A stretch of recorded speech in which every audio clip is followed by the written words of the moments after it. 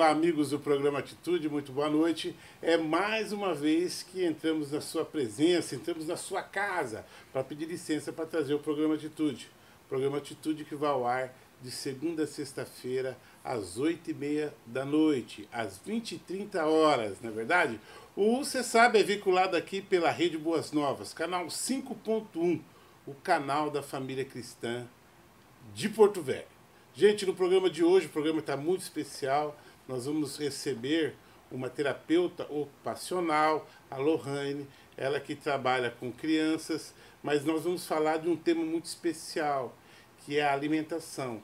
Você sabe que a maioria das pessoas foge dos seus problemas, tenta eliminar as suas ansiedades através da comida. Tá bom?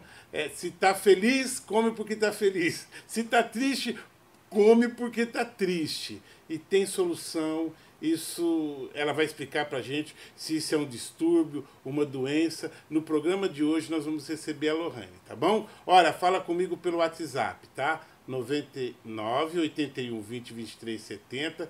Também temos o nosso canal no YouTube, Marcos Magalhães Atitude. E também lá no Instagram, nós vamos bater umas fotos aqui com a Lohane, Marcal, né? Marcão sem acento, Magalhães Atitude no Instagram, tá bom? No ar, a maior audiência do horário em Porto Velho, programa Atitude para você agora.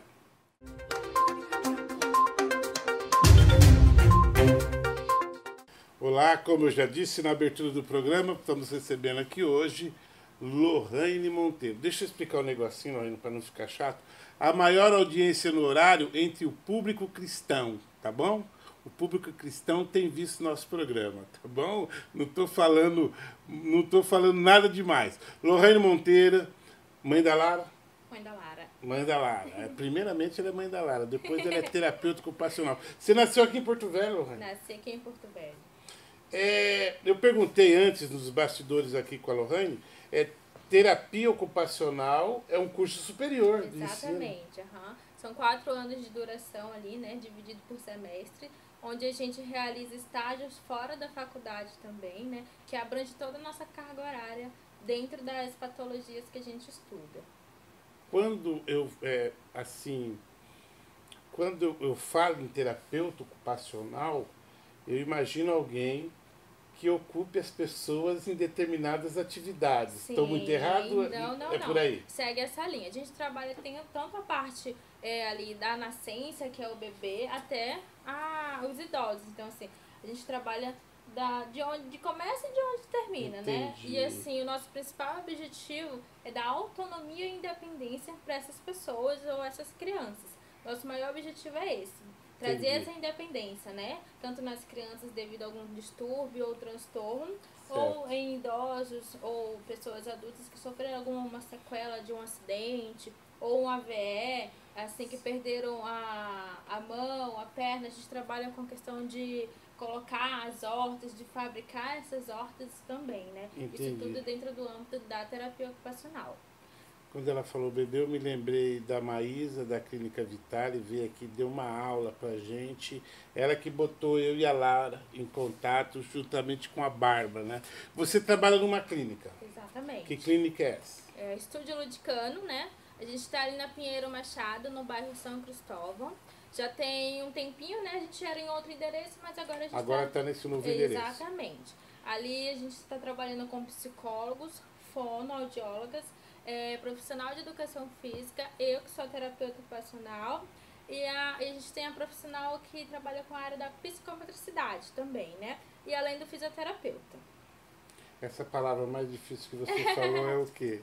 A psicomotricidade é um profissional que ele trabalha direcionado, na maioria das vezes, com autista, né? Na grande maioria das vezes com autista. Então, assim, psicomotricista, que é a palavrinha que a gente dá, né, a esse profissional, ele trabalha tanto o corpo, a mente e a questão da visão da outra pessoa, né? A gente trabalha muito a questão dos movimentos com a questão da criança ou que tem algum distúrbio, né?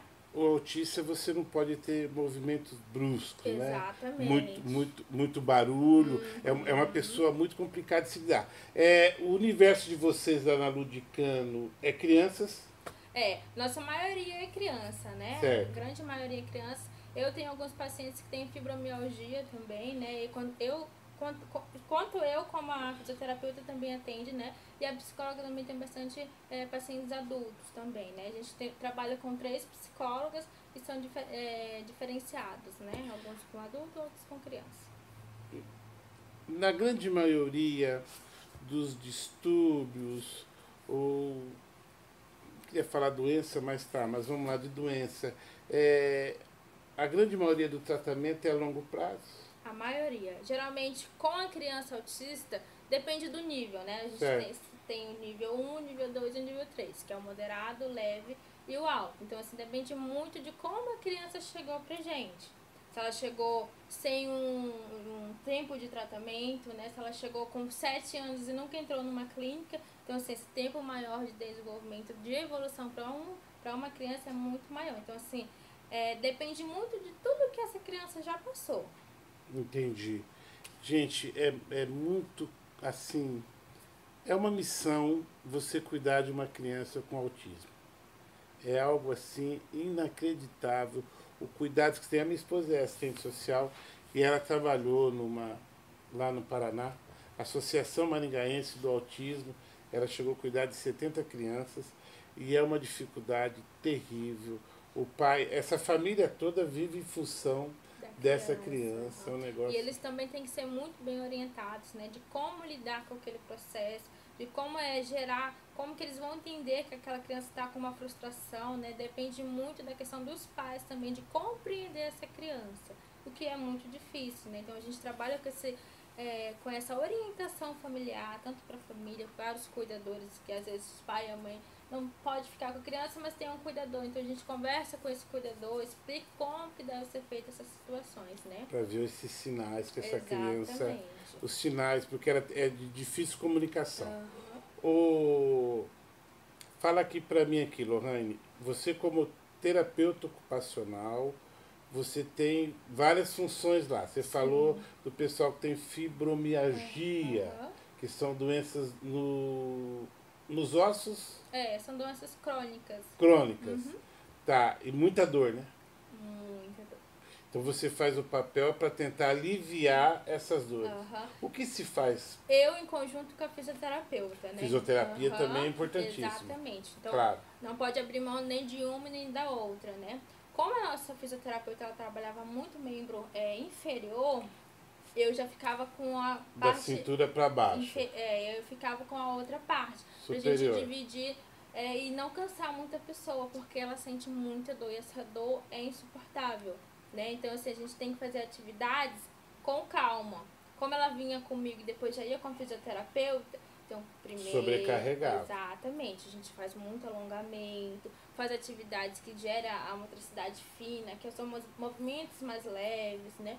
E quando ela ia para a fisioterapeuta já fazia um alongamento mais pesado, que já era para finalizar ali os outros exercícios, né? Entendi. Era bem dividido essa questão. Via de regra com idoso, não? Ou também tem jovem, tem... Também afeta. Também afeta. Mas assim, a gente pode dizer que o cálculo maior, né? Certo. É em pessoas mais velhas. Vocês fazem pilates lá também? Sim, a gente tem a fisioterapeuta que faz pilates solo, né? Ela não trabalha com o pilates na estrutura, mas ela faz o pilates solo. Que trabalha ali a questão de alongamentos, de trabalhar a respiração. Sem aqueles aparelhos. Exatamente. Que a pessoa fica de cabeça para baixo lá. A gente trabalha somente com pilates solo, mas também é um grande benefício, né? O pilates solo usa mais a bola, esse a questão tipo de da coisa. respiração, de Certo. fazer um movimento, né? Às vezes a pessoa não consegue realizar um movimento, mas se ela trabalhar aquela respiração, ela consegue realizar ele. Então, assim, é um trabalho minucioso, que gera um pouquinho de tempo, mas que também traz evolução. Nós vamos para o intervalo agora, e na volta do intervalo, eu vou conversar aqui com a Lohane sobre alimentação, que é um assunto assim de suma importância para um monte de gente, inclusive para mim. tá bom? Intervalinho, já já a gente volta.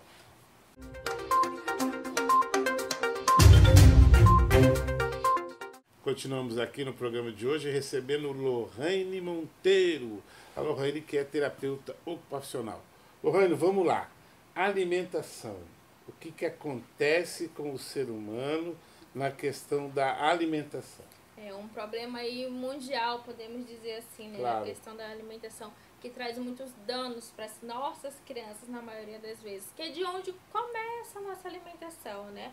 A gente coloca aí em ponto a questão da introdução alimentar, que é quando o bebê está começando a comer. Então, assim, Quando está vamos saindo partir do seio daí. materno, Exatamente. parando de ser amamentado no seio e vai partir para um alimento sólido. Exatamente. E aí é onde a gente percebe que na maioria das vezes os pais, eles não colocam as crianças para sentir aquele alimento, né?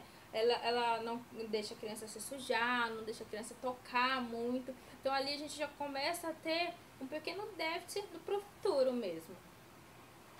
Porque aí a criança não sente, não... E no futuro ela pode gerar uma recusa alimentar, que é a dificuldade de se alimentar. A gente tem a dificuldade de se alimentar e a gente tem a pessoa que come muito por ansiedade. Então a gente tem esses dois lados. Em casa, olha, por incrível que pareça, nós nunca tivemos que correr atrás de filho com o prato e a colher na mão. Nunca precisamos fazer isso. Em compensação, nós temos que trancar a geladeira. Porque lá em casa come-se... então existe o dois, o excesso, o comer demais. Exatamente. E o não comer. Uhum. São dois problemas ali distintos, né? Mas que vêm de um mesmo fator, que é lá atrás a introdução alimentar. Isso está ligado à ansiedade? Exatamente. Ou somente a ansiedade ou pode ter outro fator? Outro transtorno também pode estar pode associado. ter. Por exemplo? A gente sempre deixa a questão da ansiedade ser trabalhada por um profissional da psicologia. Certo. Por quê? Porque ele vai entender o que aconteceu para aquela criança ou aquele adolescente estar compulsivamente se alimentando, né? Qual é o fator que desencadeou aquele motivo dele estar querendo comer, né? Se é porque ele sente algum desprazer com a situação, ele vai lá e desconta na comida. Se é por algum tipo de medo, ou até uma sensação de fugir das pessoas, dos lugares, e às vezes se tranca dentro do quarto e come sem parar, né? Me diz um negócio. Às vezes essa criança pode ter sofrido um abuso. Sim, pode estar associado ao forçar ela a comer. Forçar também comer. Uhum. Então, assim, a gente pensa que elas não têm essas recordações, mas elas trazem dentro da memória, né? Por alguns tempos de horários diferentes ali, eles trazem aquilo na hora da alimentação. E a alimentação não se torna um prazer, e sim um desprazer. Então, assim, para eles é muito complicado deixar eles entender aquilo sozinhos, né? Eles precisam de uma ajuda profissional. Essas pessoas, por exemplo, hoje, pessoas obesas, aí acima dos seus 30, 40 anos de idade, que desenvolve uma propensão muito grande a diabetes, a pressão alta, a problemas cardíacos. Uhum. Começou lá na formação do caráter, é isso? Exatamente. Então, assim, por isso que a gente sempre fala, procure um psicólogo para compreender essa questão toda. Às vezes as pessoas falam que vão fazer um regime e não conseguem fazer esse regime, e aí vem a frustração. A maioria das pessoas, né? E aí se frustra e aí come mais e acaba engordando mais também, né? Então, assim, procure uma ajuda de um profissional. É sempre importante a gente deixar bem claro que a ajuda de um profissional é muito importante.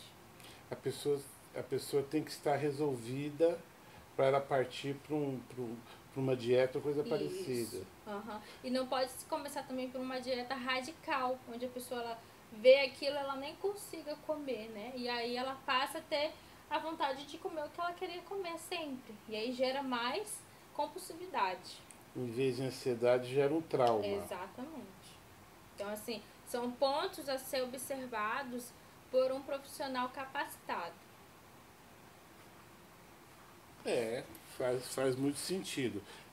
Você tem algum caso especial assim que chegou, sei lá, ou comendo demais? Sim, eu tenho um autista, que tenha Um compulsividade autista. alimentar. Certo. Ele desconta todos os desprazeres da vida comendo. Qual a idade dele? Ele tem 8 anos. 8 anos de idade. Ele já está com sobrepeso? Sim. Aí a mãe dele nos trouxe essa questão da ansiedade por comer, onde não só essa, tem outros pontos também, que é a questão do raciocínio lento, da Claro. memória ali afetada, que é onde eu trabalho também. Então, assim, a gente faz esse acompanhamento, eu e a psicóloga, dessa questão da ansiedade, né?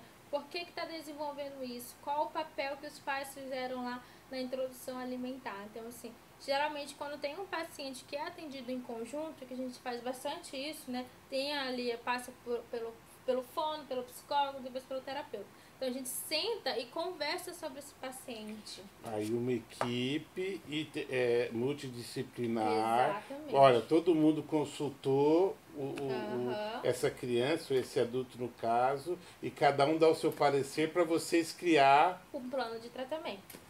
Entendi. Que aí é da onde a gente começa a partir dessa evolução. A gente conversa com os pais também, a questão da alimentação, como se dá aquele ambiente da comida, se o pai está presente, se a mãe está presente, ou se a criança come assistindo e nem percebe o que está comendo. Isso faz muito mal, né? Muito mal. Comer na frente da televisão. Por quê? Porque a criança não sabe o que ela está comendo, não está vendo o que é o alimento, então ela come sem saber, sem sentir até mesmo o cheiro, o sabor, né? Não consegue ter aquela dominância que a gente tem, come muito rápido, então ele come, sai da mesa. Não sente o prazer em comer e ele só para de comer quando pesa. Exatamente. Então assim, ele não sente aquela comida. O prazer de mastigar, degustar sabor por sabor, saber se está salgado, se está apimentado. Não, simplesmente joga para dentro e... E aí comeu, sai da mesa, vai para um quarto e fica lá dentro, passa a tarde lá dentro. Então, assim, esse contexto, a gente sempre conversa com os pais, eu faço uma entrevista com os pais, além da anamnese, que é onde a gente colhe todas as informações. A anamnese é aquela entrevista social. Isso, Aí eu também faço uma entrevista sobre o contexto da alimentação, né? De como que se dá esse alimento, de como que se dá a questão do jantar, da hora do almoço. Se aquela família se reúne em volta da mesa. Isso, Se tem aquele ritual todo. Se eles dão um exemplo. Porque muitas Ou se vezes... cada um vai no fogão, coloca no seu prato, cai para dentro dos quartos e... Isso. Então, assim, a gente olha a criança, mas também olha todo ao redor dela, né? Então, assim, não é só chegar uma criança e a gente trabalhar em cima disso. A gente tem que trabalhar com a família também. Orientar esses pais e cuidadores. E a procura também de outros profissionais, como nutricionista, o gastropediatra, que vai ajudar muito essa questão, o psicólogo e o fono também, que ajuda. Nós falamos de pessoas que comem demais, tá? E no próximo bloco, o terceiro e último bloco, nós vamos falar de pessoas que não comem, que desenvolvem uma doença terrível chamada anorexia, tá bom? Intervalinho, já já a gente volta.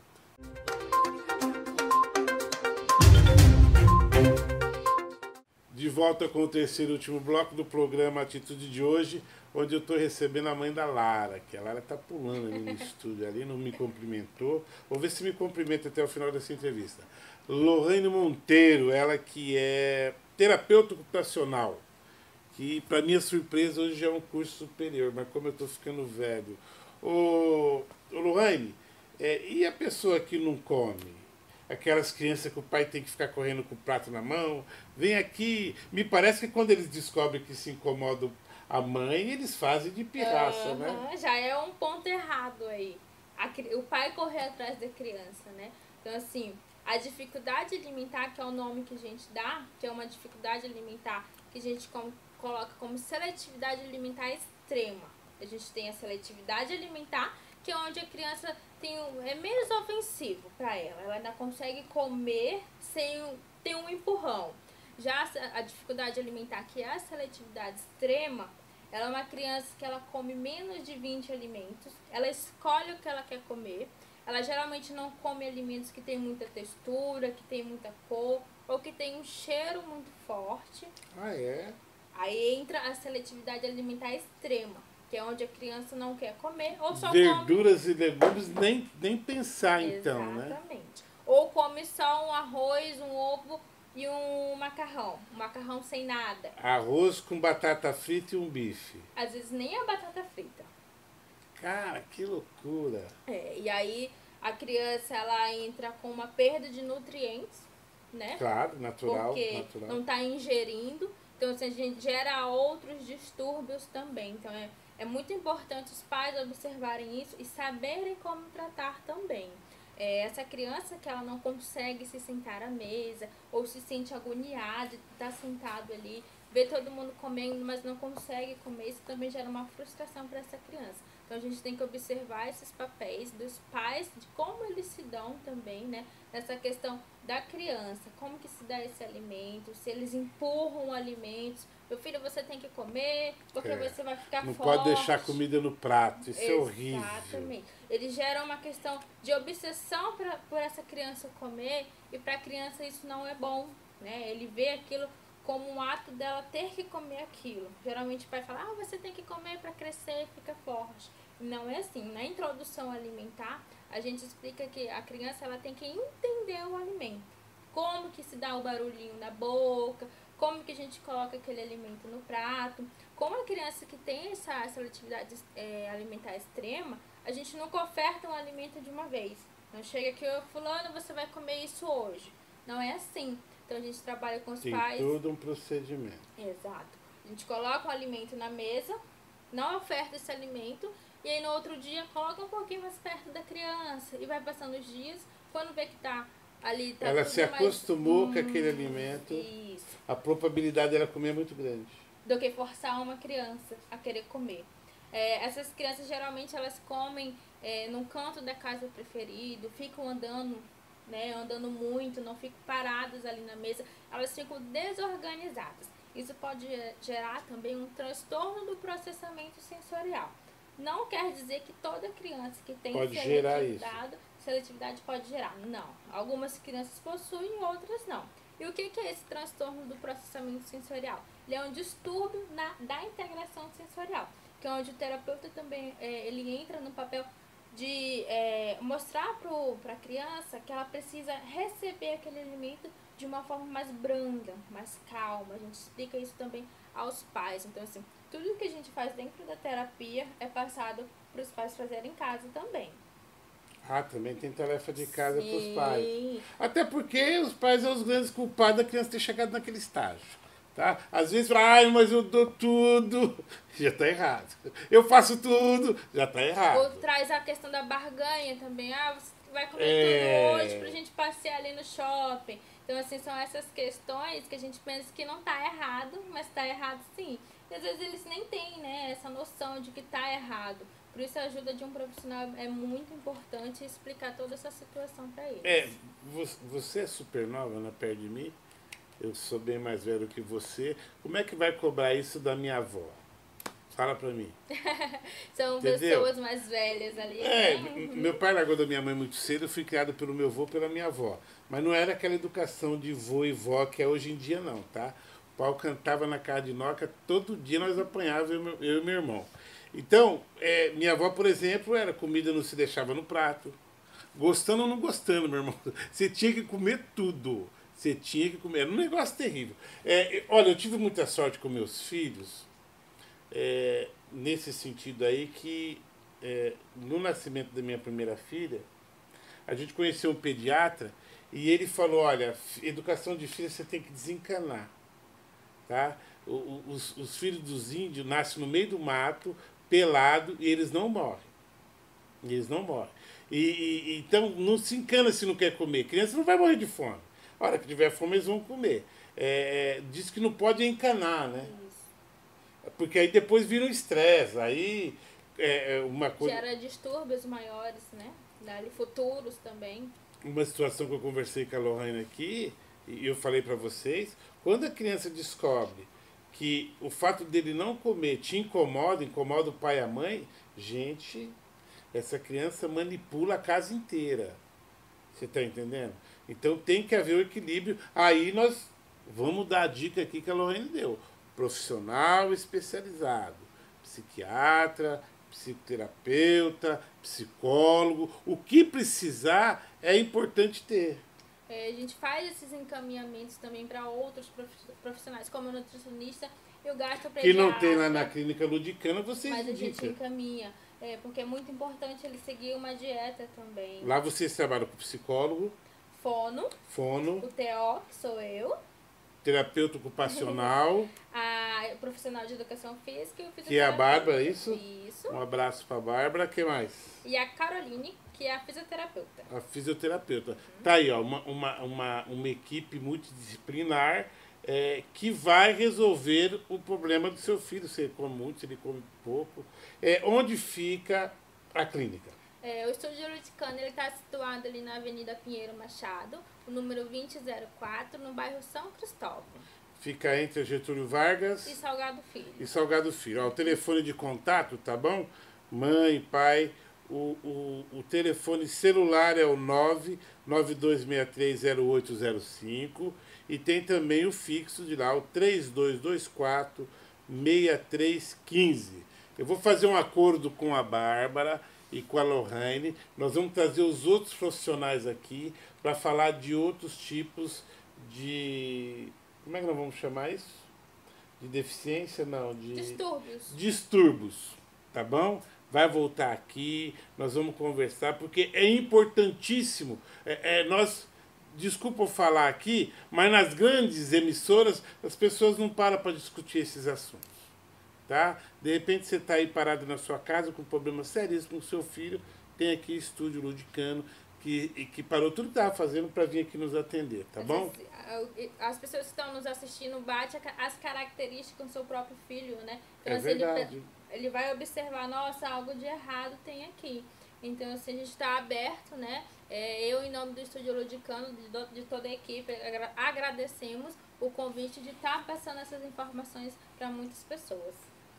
Nós já falamos de um bebê quando está para nascer e nascendo, lá com a Maísa da Clínica Vitale. Agora nós falamos das crianças aqui com a Lohane do Estúdio Ludicano. Obrigado, tá bom, querida? Deus te abençoe muito, tá bom?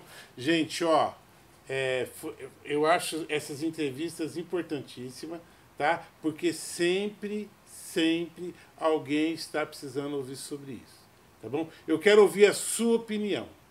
Estão dizendo por aí que nós não temos muita audiência, tá? Mas dentro do povo cristão, nós temos muita audiência, tá bom? Fale comigo que você assistiu o programa de hoje, que você assistiu o programa da semana passada através do WhatsApp 98120-2370. E também lá no Instagram nós temos Marcão sem acento, Magalhães Atitude e o nosso canal no YouTube, que é o Marcos Magalhães Atitude, tá bom?